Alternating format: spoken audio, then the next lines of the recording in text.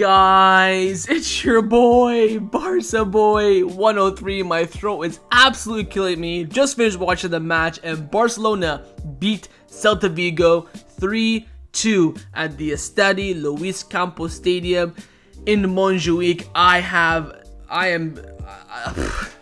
I'm lost for words. Honestly, I cannot believe the 90 minutes I just witnessed, where Barcelona were absolutely shocking for about 79 minutes, conceding 2 goals. And in the next 11 minutes, we scored 3 goals and get all 3 points. Look, this review is going to be very different from normal. I'm going to basically review the first 80 minutes, then the first 11 minutes. We're going to start with the first 80 minutes. First of all, with the lineup, Xavi did make a few rotation. He brought in De Jong and Marcos Alonso for Gavi and Balde respectively. Ferran Torres got the nod at the right wing. Very, very strong team that should easily be getting the job done against Celta Vigo at home as well. We saw in that match that Celta Vigo were lining up with the 5 at the back. Their job was very simple: 5-4-1, park the bus, and counterattack. People are saying that Rafa Benitez outclassed Xavi. No, any coach, I could have done this. It is not that hard. This is the only way you can beat top teams, whether it's Barcelona, Man City, Bayern, Juventus. You park the bus, you counterattack, and the most important thing to that tactic is to get the first goal. And Celta Vigo did. It's a bit of a dodgy goal from Barcelona. If Koundé gets that tackle, does the goal happen? Does De Jong not get injured? Because De Jong was limping a lot during the goal time and afterwards as well, which kind of cost Barcelona a lot on their counterattack pressing. In the end, Celta Vigo go up 1-0. Barcelona were absolutely shocking. I think Felix had a chance in the first half, and that was it. Apart from that, we had nothing going forward. Xavi makes world-class substitutions at halftime, exactly what everyone wanted. Defender coming in for Alonso, who again, if Alonso wears a Barcelona shirt again, I'm not watching the game. Unless it's the round 32 of the Copa del Rey in January, I ain't watching the game. Every time he comes on and plays, he's just shocking. And Xavi keeps taking him off at halftime, week in, week out. When are we gonna realize that Alonso is just shit? And to be fair to Alonso, going forward, he was aight. But defensively, we're on a counterattack, and my man is fucking jogging. Koundé, Christensen, Cancelo are sprinting back. Alonso is jogging. Either he's jogging or that's his sprint speed. If that's his sprint speed, send the Barca Athletic. Let him play there for a bit, because my goodness gracious, shocking. Again, Xavi realized it. Second half subs came in.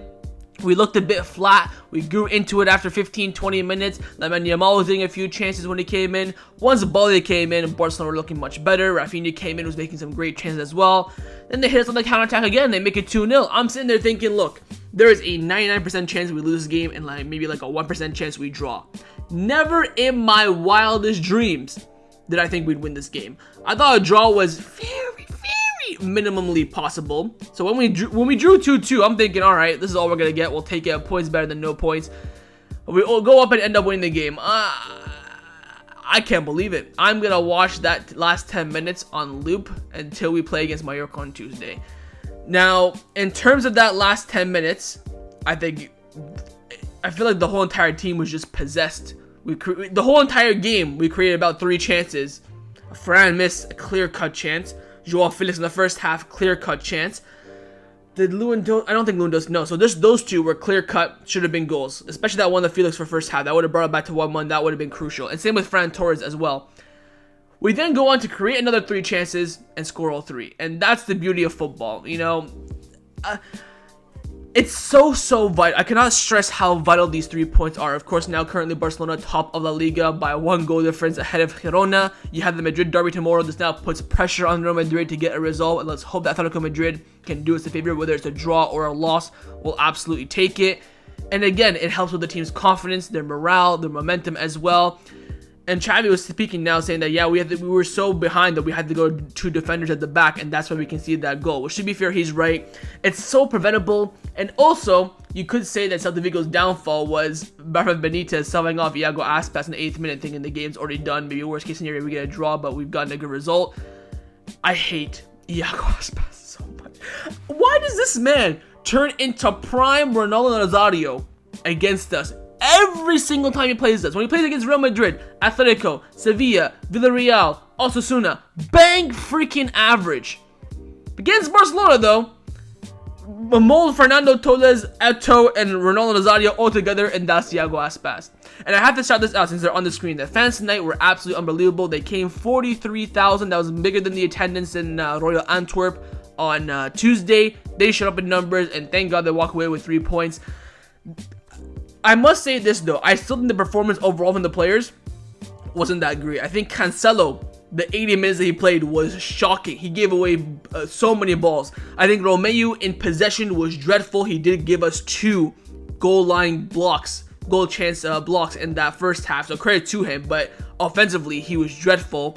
I think Gundogan today, his link up with Ferran Torres, especially in that first half, was dreadful. I think Ferran Torres in that first half was dreadful. He just getting the ball, passing it back, was not making any runs, was not dribbling whatsoever. I think Felix in that first half was alright. He was trying to make chances. I think Alonso going forward in that first half was alright. Second half, I mean, going back, I mean, honestly, put me, if you had me as a left back defensively over Alonso, I promise you, I'd put in a better shift. I swear to God, I've never seen a left back so slow and so poor at defense than Marcos Alonso. I'd take 2019 Juan Miranda. I'll take 2018 Luka Dean over Alonso every single day of the week. I'd even take Junior Firpo. That's how poor Alonso was. Anyways, I have to highlight Araujo. Araujo in that second half was fucking immense. From winning that ball from the corner flag to create the chance, the 2 last-ditch tackles. Could have done better on that second goal in my opinion.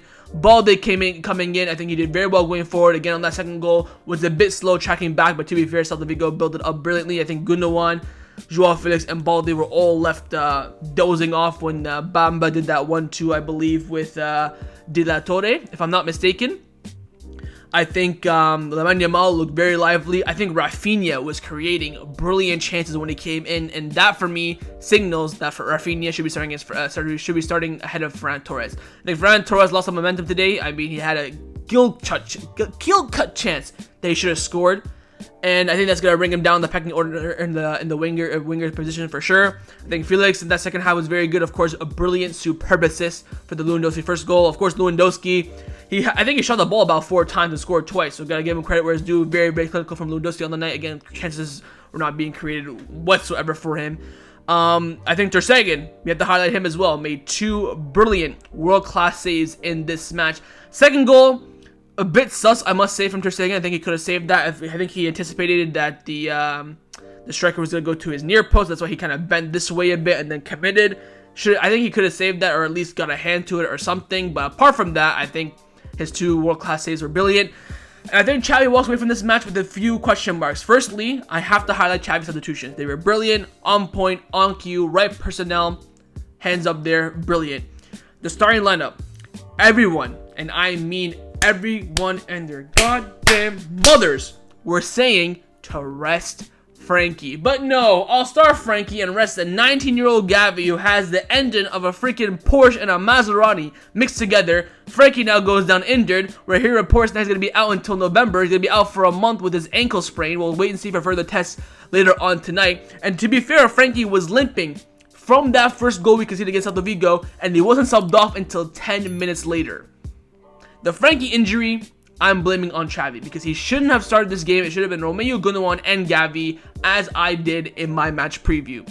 Second thing, Alonso's gotta drop in priority. I mean, unless I'm not available, then you could put Alonso left back, because I'd rather have Cancelo left back, Balde, Inigo Martinez, Ferran Torres. I don't give a damn. Anyone at left back. I'd rather shift the whole entire back 4 to the point there's no more shifting to not fit Alonso. My voice is being shot. But again, I have to give credit where it's due to not only Xavi, but the team for making the comeback. You know why? I'll hold my hands up. I didn't believe, because a lot of times in the past, I'd say a year and a half, 2 years, we've been in such a type of situations where you think we can make a comeback. In the end, we don't. Of course, we went 2-0 down to Celta Vigo a few months ago, the final game of last season. Ansu Fati scored, made it 2-1. I thought we weren't going to make the comeback, and we didn't. Credit where it's due. I think Joao Cancelo in that last 10 minutes was absolutely unbelievable. I saw that he got like a 9.4 or 9.0 SofaScore rating. I mean, bloody hell. He was absolutely dreadful the first 80 minutes. He was not linking up whatsoever. His clearances were dog crap to the point that Celta Vigo created 2 clear-cut chances from his clear outs, but shaped up in the end. I think he mentioned after the match as well that he wasn't focusing, which is quite a big concern. But anyways, I'm over the moon. In terms of the team performance, from the 8th minute, it was probably like a 3 or a 4, but after that, we'll give it a 10. This is a match that's very hard to, analyze and rate because it's a game of the last 10 minutes and the first 80 minutes. But I think the most important thing they have to learn from this is that, first of all, always believe. Never say no. Don't be like me.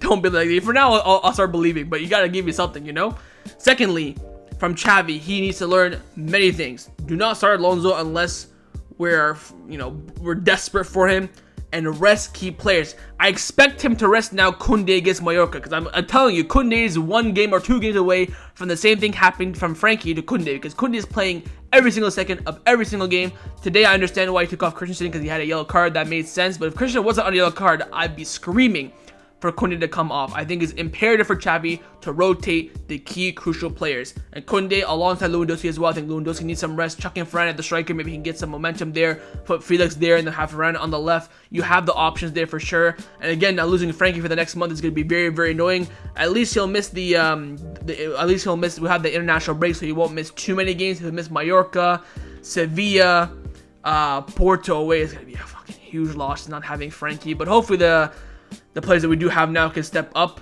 I think Romeo's not going to start away at Porto in the Champions League. That's the real worry. Anyways. Big up the lads for the result. Happy for it. But that first 80 minutes, mad ting. Absolute mad ting. And hopefully Xavi does learn from this match that firstly, Alonso, don't trust him. And secondly, pick the right lineups and rest the right players. Anyways, I'm going to head out. Make sure you guys like the video, subscribe down below, and of course, leave your thoughts down below as well. Your thoughts on the performance, your, ratings on the players and the range on the manager as well. Probably just give everyone like a 7 and Alonso like a 2. Because again, you have to give them credit where it's due for making the comeback as well. I think a lot of players did not play well today, but in the end, the comeback does shadow over that fact. But it's a great comeback. We'll be watching these last 10 minutes on loop for a very, very long time. Go enjoy the moment. Go watch the highlights, and I'll leave you guys to it. Again, drop a like, subscribe down below, and I will see you guys tomorrow for a transfer video and news roundup. We're going to talk about a lot of things in regards to two huge injury blows at Barcelona, Victor Roque, and Frankie de Jong, and other updates as well. Take care, and Forza Barca.